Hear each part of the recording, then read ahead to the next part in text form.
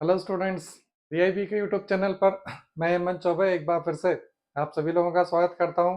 हमारी MPPSC prelims 2025 के लिए करंट अफेयर्स की कक्षा में जो पूरी तरह से मैंने आपको बताया था कि जो मंथली मैगजीन आती है प्रतियोगिता दर्पण की, पूरी तरह से उसी पर बेस है।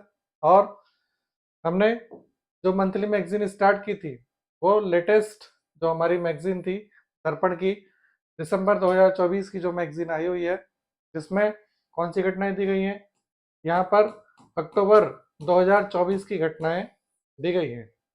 ये घटनाएं हमने प्रारंभ कर दी हैं और इसके ऑलरेडी 2 लेक्चर्स हो चुके हैं। तो जो स्टूडेंट्स इन लेक्चर्स को नहीं देख पाए हैं वो यूट्यूब पर जाकर के प्लेलिस्ट बनी हुई है करंट अफेयर्स के नाम से, वहां से जाकर के देख सकते हैं। चलिए लास्ट लेक्चर से हम आगे बढ़ते हैं, बात करते हैं आसियान के शिखर सम्मेलन की, आसियान समिट। तो जो आसियान का शिखर सम्मेलन है ये 9 अक्टूबर से लेकर के 11 अक्टूबर तो 9 से 11 9 से 9 अक्टूबर से 11 अक्टूबर 2024 ये लाओस लाओस जो देश है, लाओस की जो कैपिटल है वियंतियन, वहां पर कहना चाहिए इसका आयोजन हुआ है। आप देखेंगे तो यहाँ पे लिखा हुआ है लाओ पीडीआर। तो एक्चुअली जो लाओस है, लाओस को अब हम लाओ पीडीआर के नाम से जानते हैं। पीडीआर से मतलब होता है पीपल्स डेमोक्रेटिक रिपब्लिक, तो लाओ पीडीआर बोल दीजिए उसे, या आप लाओस बोल दें, एक ही बात है। तो जो आसियान का सम्मेलन है वो यहाँ पे संपन्न हुआ। बेसिकली 45वां सम्मेलन था ये, लेकिन इसी में 44वां सम्मेलन भी इसी में आयोजित किया गया। तो वैसे आपसे 45वां ही पूछेंगे, आपको 45वां ही याद रखना है। तो कहाँ पर आयोजित हुआ? वियंतियन में, लाओस में, जिसे लाओ पीडीआर के नाम से जान रहे हैं। कब से कब तक आयोजित हुआ? 9 से 11 अक्टूबर तक आयोजित हुआ। आसियान एक काफी महत्वपूर्ण क्षेत्रीय संगठन है और जब भी इसकी मीटिंग होती है तो इनके जो 10 सदस्य देश हैं, कौन कौन से हैं? Indonesia, Malaysia, Singapore, Thailand, Philippines, Vietnam, Brunei, Cambodia, Myanmar, Laos, ये इनके सदस्य देश हैं। तो इनका इनके जब भी सम्मेलन होता है, जब भी इनकी मीटिंग होती है, तो उसके साथ बाकी के इनके डायलॉग पार्टनर्स भी हैं, वार्ताकार देश भी हैं। वार्ताकार देश से मतलब ये हो जाता है कि वो आसियान के सदस्य तो नहीं है। कारण क्या है आसियान के सदस्य न होने के पीछे? जैसे भारत भी आसियान का सदस्य नहीं है, क्योंकि ये क्या है, साउथ ईस्ट ऐसे कंट्रीज, ऐसे नेशंस जो कहाँ पर हैं, जिनकी लोकेशन कहाँ है, साउथ ईस्ट में है, वो उन कंट्रीज का एक कहना चाहिए कि ग्रुप है, क्षेत्रीय संगठन है। भारत की लोकेशन क्या है? भारत की लोकेशन है दक्षिण, इसलिए भारत सार्क का सदस्य है, साउथ एशियन, ठीक, यानी कि एशिया के दक्षिण में। और ये कौन सा लोग हैं? ये एशिया के दक्षिण यानी कि साउथ ईस्ट वाले, दक्षिण पूर्व वाले। तो भारत की जो लोकेशन है वो दक्षिण में होने के कारण से भारत का सदस्य तो नहीं है, लेकिन वार्ताकार देश है। यानी आसियान की जब समिट होती है तो आसियान की समिट के साथ साथ आसियान +1 में भारत की समिट होती है उनके साथ में, यानी कि हमारे प्रधानमंत्री जाते हैं तो वहां पर चर्चा करते हैं। और ऐसे ही और भी कई सारे देश हैं, उनके साथ भी इनकी मीटिंग होती है। तो ये 10 देशों का संगठन है और ये 1967 में इस्टेब्लिशमेंट हुआ था इसका। और उस समय टोटल 5 देश ही इसके सदस्य थे, बाद में अब क्या हो चुके हैं, 10 हो चुके हैं। तो ध्यान रखिएगा, आसियान का 45वां सम्मेलन कहाँ पर आयोजित हुआ है? ये आयोजित हुआ है आपका लाओस की कैपिटल वियंतियन में। आसियान भारत 21वां शिखर सम्मेलन, देखिए आसियान का तो 45वां था, लेकिन आसियान भारत यानी कि जब वो दोनों लोग बैठे तो वो 21वीं बार बैठे थे, इसलिए इसका नंबर कौन सा आ रहा है? 21वां। भारत क्या है, वार्ताकार देश है, ठीक है। यह हुआ वहीं वियंतियान में हुआ। कब हुआ, 10 अक्टूबर को। मैंने भी आपको बताया 9 से 11 अक्टूबर चला, तो 10 अक्टूबर को इनके बीच में बातचीत हो गई, और बातचीत में कई सारी चीजें निकल करके सामने आई हैं।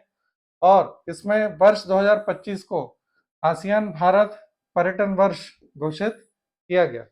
देखिए, ये जो आसियान भारत पर्यटन वर्ष है, ये केवल भारत और आसियान के बीच के संबंधों को अच्छा करने के लिए किया गया है।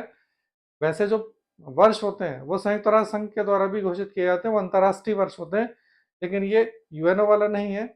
ये भारत और आसियान के बीच के संबंधों को बढ़ाने के लिए, मजबूत करने के लिए 2025 को क्या कर दिया गया है, आसियान भारत पर्यटन वर्ष घोषित कर दिया गया है। ठीक, चलिए आगे बढ़ते हैं।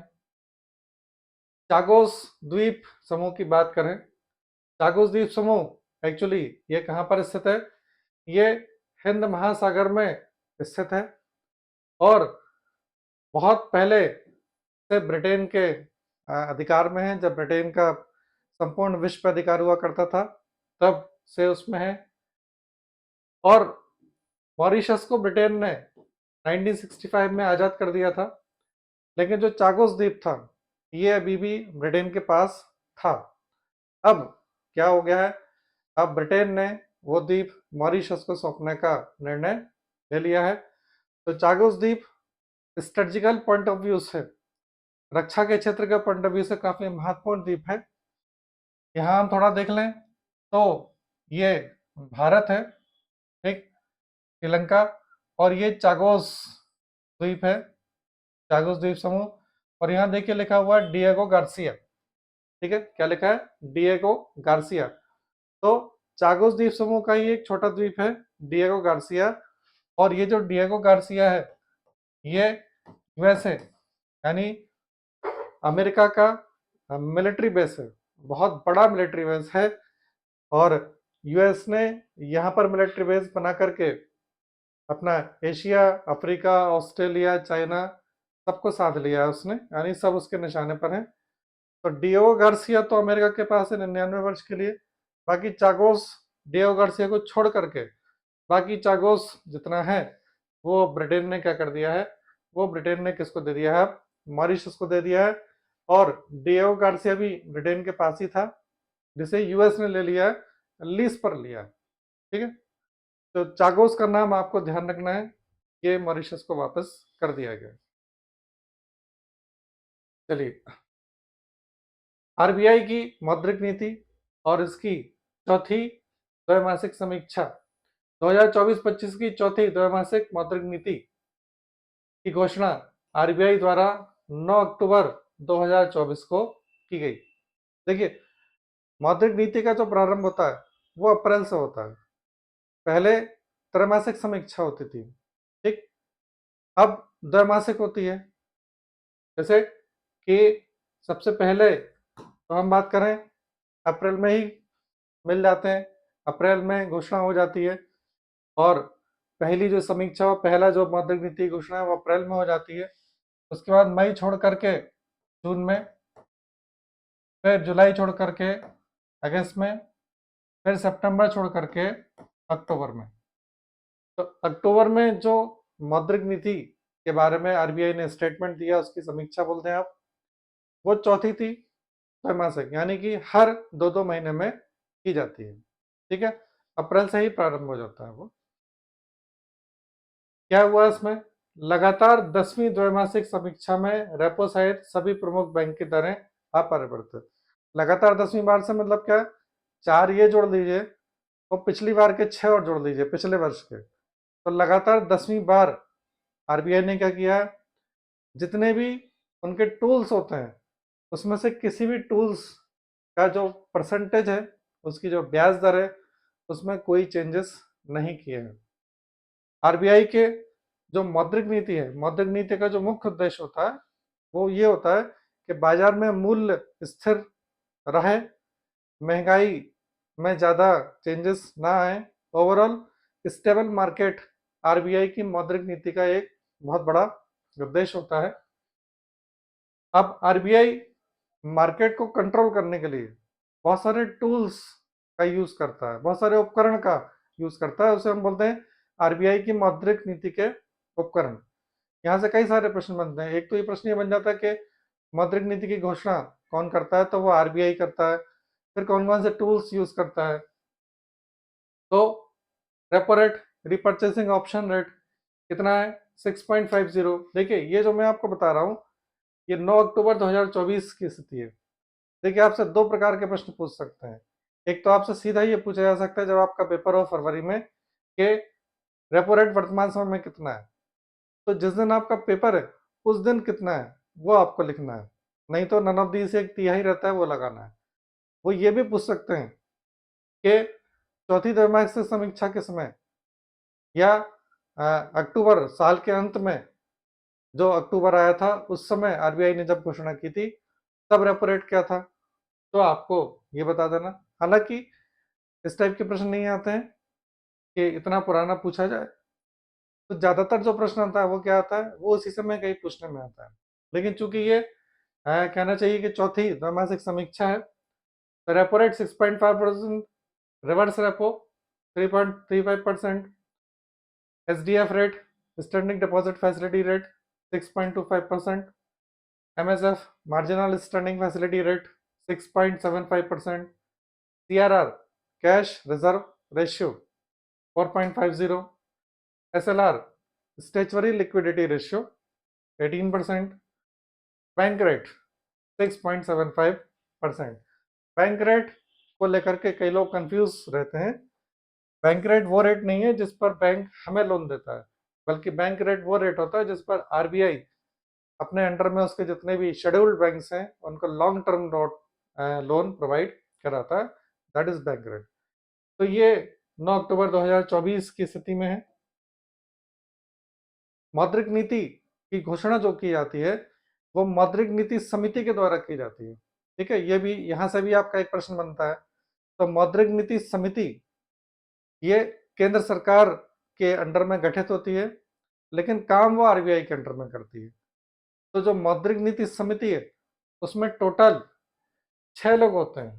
कितने लोग होते हैं मौद्रिक नीति समिति में? 6 लोग होते हैं, आधे आधे होते हैं। आधे आरबीआई के 3, और 3 लोग केंद्र सरकार द्वारा मनोनीत होते हैं। आरबीआई की अभी जो 3 लोग हैं कौन कौन से हैं? एक तो देखिए गवर्नर रहते हैं, होल्स और गवर्नर का ही इसमें रोल होता है। ठीक, गवर्नर रहेंगे तो मिस्टर शक्तिकांत दास जी ये हैं यहाँ पर। फिर उसके बाद doctor M Devavrat Patra deputy governor हैं, doctor Rajiv Ranjan executive director हैं। तो ये 3 लोग ये आरबीआई के हो गए। बाकी के ये जो 3 है इनका अपॉइंटमेंट अभी हुआ है, 1 अक्टूबर को हुआ, 4 साल के लिए हुआ। तो अभी आपको इनको ही याद रखना है। कौन कौन है? श्री राम सिंह, स्वागत भट्टाचार्य और नागेश कुमार जी। ये 3 लोग वो लोग हैं, ये सब अर्थशास्त्री होते हैं। ठीक है, अलग अलग कहना चाहिए कि सब्जेक्ट्स में निपुण होते हैं और केंद्र सरकार द्वारा नामित होते हैं। तो ये जो 6 लोग हैं ये मिलकर के क्या करते हैं? मौद्रिक नीति की घोषणा करते हैं। लेकिन इनका होल सोल मतलब जो रहना चाहिए, जो एक अंतिम रूप से निर्णय रहता है वो किसका रहता है? आरबीआई के गवर्नर। चलिए नेक्स्ट है, सरकार ने गैर बासमती सफेद चावल के निर्यात पर से प्रतिबंध हटा लिया है। निर्यात पर प्रतिबंध लगा दिया था, कौन सा है? गैर बासमती सफेद चावल, यानी सफेद चावल लेकिन गैर बासमती नहीं है। गैर बासमती चावल का बहुत एक्सपोर्ट होता है और बासमती चावल दोनों का भी होता है, लेकिन यहाँ पर चूंकि गैर बासमती चूंकि वो सस्ता होता है तो उस पर बैन लगा दिया था। इसकी अधिसूचना विदेशी व्यापार निदेशालय द्वारा 28 सितंबर 2024 को जारी की गई। प्रतिबंध कब लगाया था? जुलाई 2023 में, यानी कि ज़्यादा समय नहीं हुआ है। और एक्चुअली मार्केट में मूल्यों को स्थिर बनाए रखने के लिए और चावल की कहीं कमी ना हो जाए, यहाँ पर रेट भारत में बढ़ नहीं जाए, उसको ध्यान में रखते हुए सरकार कई बार क्या कर देती है, एक्सपोर्ट पर बैन लगा देती है कि अब इस चीज़ का एक्सपोर्ट नहीं होगा। ये एग्रीकल्चर में बहुत होता है। तो जिस तरीके से आरबीआई मार्केट को कंट्रोल करता है, मुद्रास्फीति पर नियंत्रण रखता है, ऐसे ही सरकार भी क्या करती है, एक्सपोर्ट इंपोर्ट को ध्यान में रखते हुए मुद्रास्फीति पर नियंत्रण रखती है। तो गैर बासमती सफेद चावल पर से अब बैन हट चुका है। Next, Hindustan aeronautics limited, hello, ये हेल लिखा हुआ है, तो महारत्न कंपनी का दर्जा मिलने से देश में महारत्न कंपनियों की संख्या अब कितनी हो चुकी है, 14 हो चुकी है।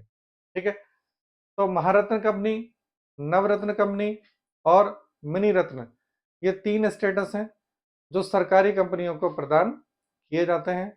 उनके अलग अलग क्राइटेरिया हैं, क्राइटेरिया काफी लंबे चौड़े होते हैं, यहाँ हम क्राइटेरिया भी डिस्कस नहीं करेंगे।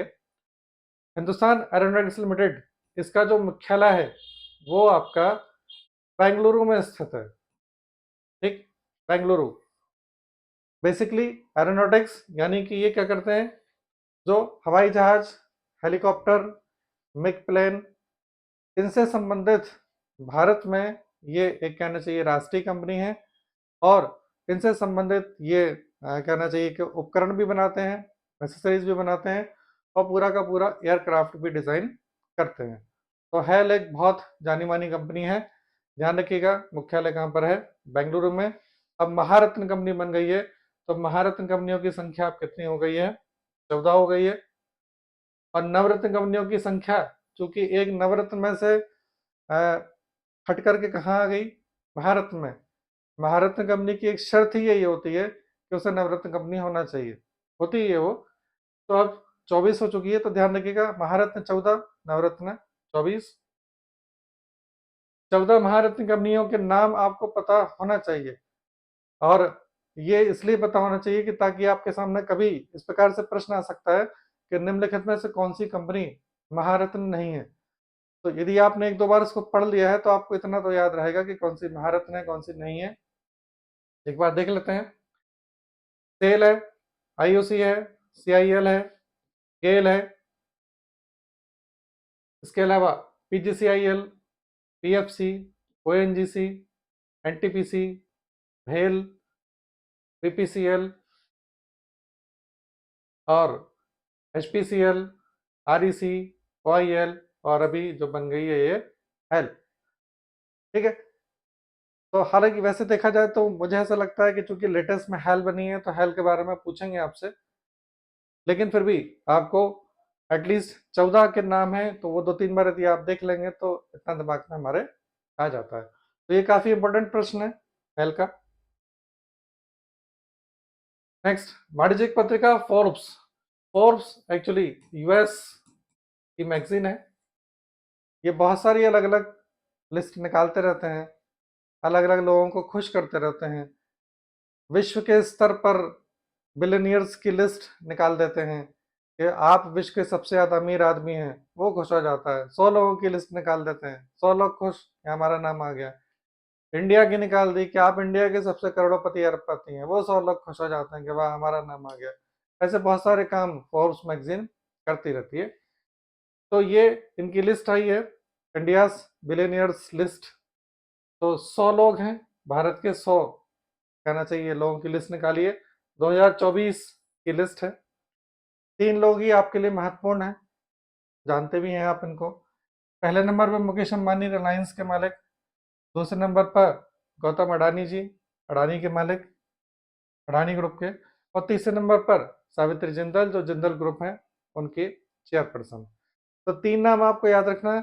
ये देखिए, ये जो लिस्ट है ये भारत के 100 अमीरों की लिस्ट है।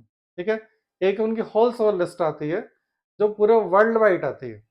ठीक है, और उसमें भी इन लोगों के नाम रहते हैं, लेकिन वो काफी नीचे रहते हैं। तो आपको ये ध्यान रखना है, ये इंडिया की सेपरेट लिस्ट है। ऐसी अब फोर्ब्स अलग अलग देशों के लिए लिस्ट निकालने लगे हैं।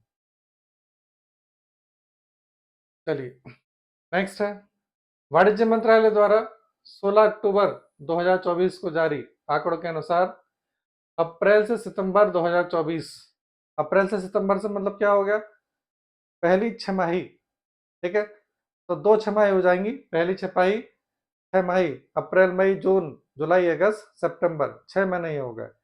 तो 6 महीने का डेटा कलेक्शन किया है किसने, वाणिज्यिक मंत्रालय ने। और ये जो डेटा कलेक्शन है और डेटा कलेक्शन करके जो रिलीज किया है उन्होंने डेटा, वो डेटा है एक्सपोर्ट इम्पोर्ट को लेकर के। आपका जो सिलेबस है, आपके सिलेबस में एक्सपोर्ट इम्पोर्ट एक टॉपिक भी है, ठीक है ना, विदेश व्यापार, भारत का विदेश व्यापार। तो इसलिए ये सब डेटा काफी ज्यादा महत्वपूर्ण है। ये शुरुआत का क्या है, ये 6 माह का है। आपका एग्जाम फरवरी में है, तो अगले 6 माह का डेटा उस समय नहीं आ पाएगा, तिमाही का जरूर आ जाएगा, तीसरी तिमाही का आ जाएगा। तो ये शुरुआत की जो 6 माही है उसका डेटा आपको याद रखना है। क्या क्या डेटा है? अप्रैल से सितंबर 2024 में भारत के वस्तुगत निर्यात 213.22 अरब डॉलर के रहे हैं। अकेला आप 213 ही याद रख लीजिए, दशमलव वाला नहीं याद रखना है ना, तो 213 याद रख लीजिए। देश के वस्तुगत निर्यातों में 1.01% की वृद्धि दर्ज की गई। वृद्धि दर्ज की गई मतलब पिछले साल से तुलना कर रहे हैं हम, अप्रैल से सितंबर 2023 से तुलना कर रहे हैं।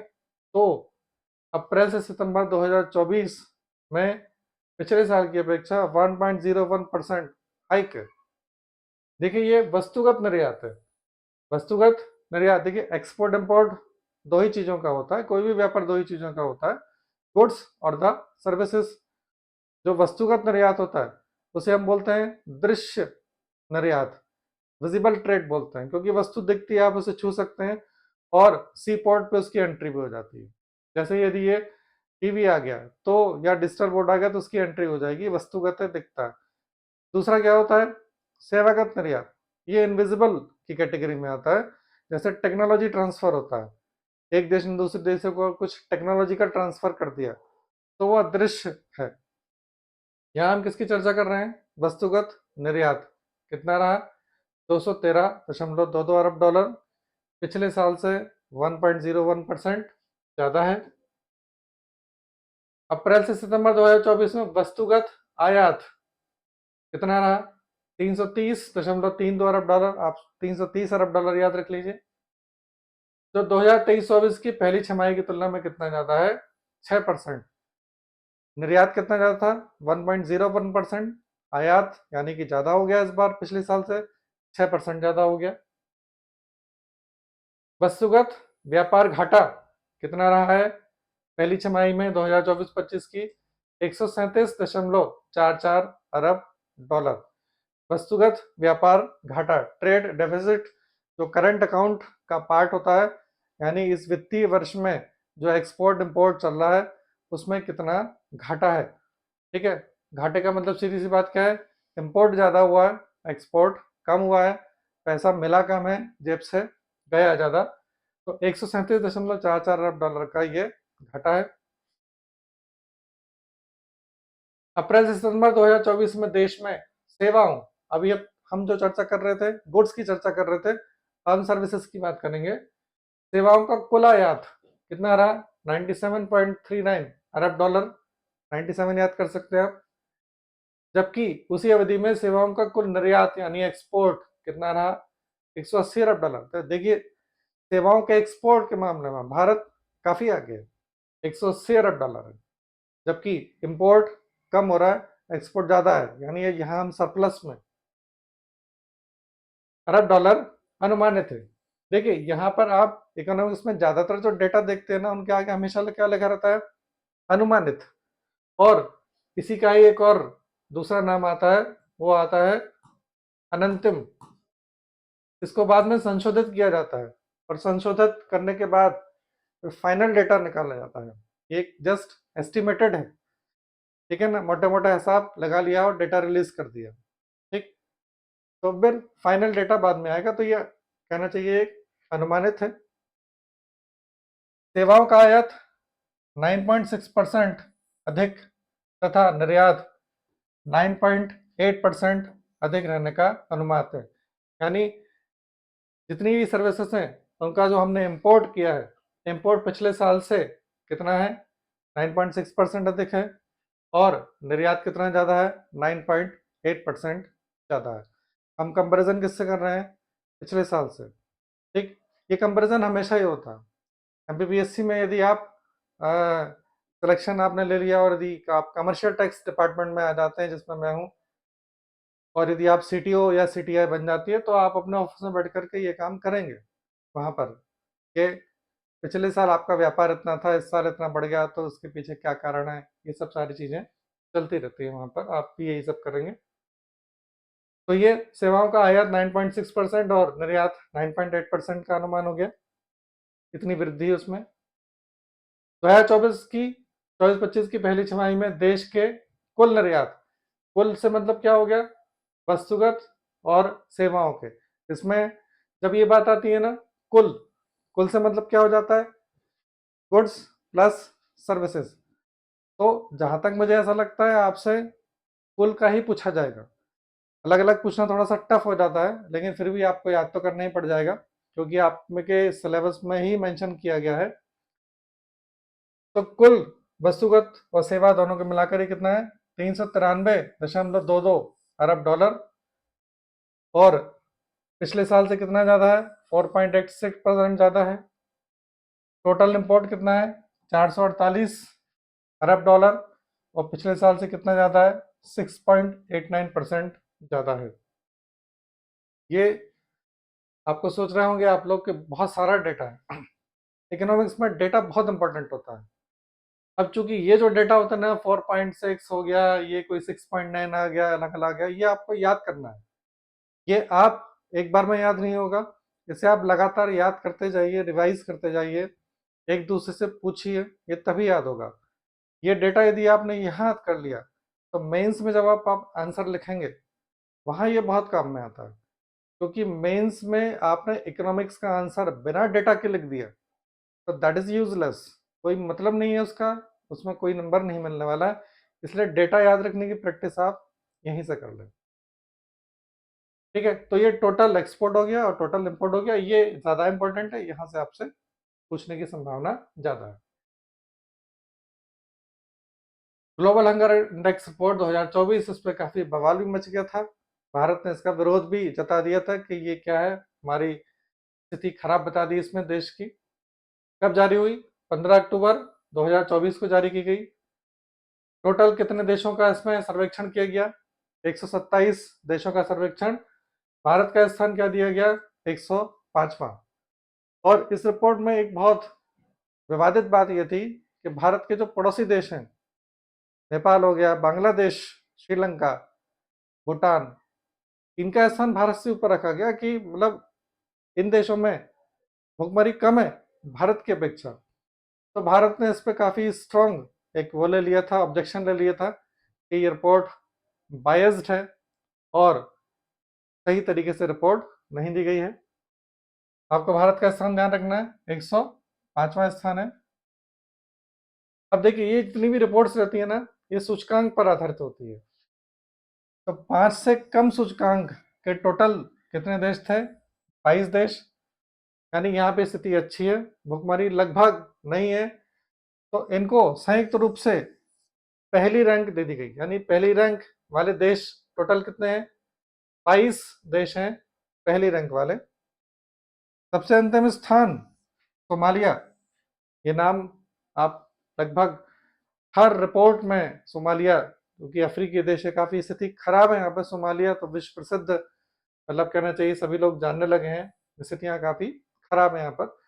तो लोएस्ट जो है वो कौन है, सोमालिया है। भारत के लिए सूचकांक कितना रहा, 27.3, ये सूचकांक का मान है। 105 इंडेक्स में स्थान था, सूचकांक का मान 27.3 है, और ये सूचकांक साबित करता है कि भूख की सीरियस स्थिति वाला देश, यानी भारत की स्थिति कैसी है, मॉडरेट नहीं है, अच्छी नहीं है, कैसी है, भूख की सीरियस स्थिति है, रिपोर्ट नेगेटिव है। इसमें आपके नंबर कम आएंगे तो आप अच्छे हैं, नंबर ज़्यादा आ गए तो खराब हैं आप। ग्लोबल हंगर इंडेक्स रिपोर्ट अब 2 एनजीओ तैयार करते हैं, 2 एनजीओ हैं, ये मिलकर के तैयार करते हैं global hunger index report. Germany का एक एनजीओ है वेल्थ हंगर हेल्थ, और आयरलैंड का है कंसर्न वर्ल्ड वाइड। ये दोनों मिलकर ही क्या करते हैं, कई सारे पैरामीटर्स, 4 से 5 पैरामीटर हैं, उन पैरामीटर्स के बिहाफ पर ही क्या करते हैं, ये रिपोर्ट तैयार की जाती है। इन पे ऑब्जेक्शंस होते रहते हैं। तो global hunger index report 2024 important है। Next, IMF. आईएमएफ मतलब इंटरनेशनल मॉनेटरी फंड। आईएमएफ द्वारा अक्टूबर 2024 में जारी वर्ल्ड इकोनॉमिक आउटलुक रिपोर्ट। देखिए, आईएमएफ जो रिपोर्ट जारी करता है उसका नाम क्या है? World economic outlook report. तो एक प्रश्न तो यहीं से ही बन जाता है, कई बार पूछ लेते हैं कि वर्ल्ड इकोनॉमिक आउटलुक रिपोर्ट कौन जारी करता है, तो आपको ध्यान रखना है कौन? आईएमएफ। तो वर्ल्ड इकोनॉमिक आउटलुक रिपोर्ट 2023 में, इनका जो वर्ल्ड इकोनॉमिक आउटलुक रिपोर्ट आई अक्टूबर में, उसके अनुसार 2023 में वैश्विक जीडीपी में वृद्धि 3.3% रही थी, और ये घटकर 2024 और 25 में कितनी रहेगी? 3.2% रहेगी। आईएमएफ और वर्ल्ड बैंक का जो एक एस्टिमेशन होता है, जो अनुमान होता है, वो हमारे लिए महत्वपूर्ण होता है, प्रश्न पूछे भी जाते हैं। तो 2024 और 25 में जो कि 3.2% दोनों के लिए एक जैसा एस्टिमेशन है, तो ये आपको याद रखना है। आपको 2023 का नहीं याद रखना है, अब तो वो हो चुका है 2024-25, क्योंकि आपका प्रीलिम्स ही 2024-25 का है। तो 3.2% आईएमएफ ने वैश्विक वृद्धि दर अनुमानित की है। ये अक्टूबर का जो उनका सेशन है, उस अक्टूबर के सेशन में बताया है। ठीक है, आपसे पूछा भी ऐसे ही जाएगा। ये पूरे वर्ल्ड की हो गई। भारत की बात करें, भारत में आईएमएफ का कहना है 24-25 में वृद्धि दर कितनी रहेगी? 7% के आसपास रहेगी। तो भारत का भी आपको याद रखना है। वर्ल्ड और भारत, भारत का ज्यादा महत्वपूर्ण है, पूछ सकते हैं आपसे। तो वर्ल्ड इकोनॉमिक आउटलुक रिपोर्ट का अक्टूबर सेशन, उसमें आईएमएफ ने बताया। ये देखिए, हो सकता है ये अपने नेक्स्ट सेशन में ये अनुमान में परिवर्तन कर दें, हो भी सकता है, ज्यादा नहीं होगा यदि हुआ तो। बाकी आप अक्टूबर में इसको ध्यान रखिएगा। भारत की कितनी है? 7%। तो आज का ये सेशन आर्थिक घटनाक्रम पर था, और ये यहीं समाप्त होता है। जो नेक्स्ट सेशन है वो हमारा दिसंबर मंथ की मैगजीन में जो स्पोर्ट्स दिया हुआ है, खेल, उसके बारे में रहेगा। तब तक आप अपना, जो मैं आपको बताया पिछले 3 लेक्चर्स में आपको जितना भी बता दिया है इस लेक्चर को मिला करके, उसे आप सुनते रहिए, बार बार मनन करते रहिए, एक दूसरे से पूछते रहिए, तो ये धीरे धीरे आपको परमानेंटली याद हो जाएगा। चलिए, तब तक के लिए आपने तैयारी करें। All the best.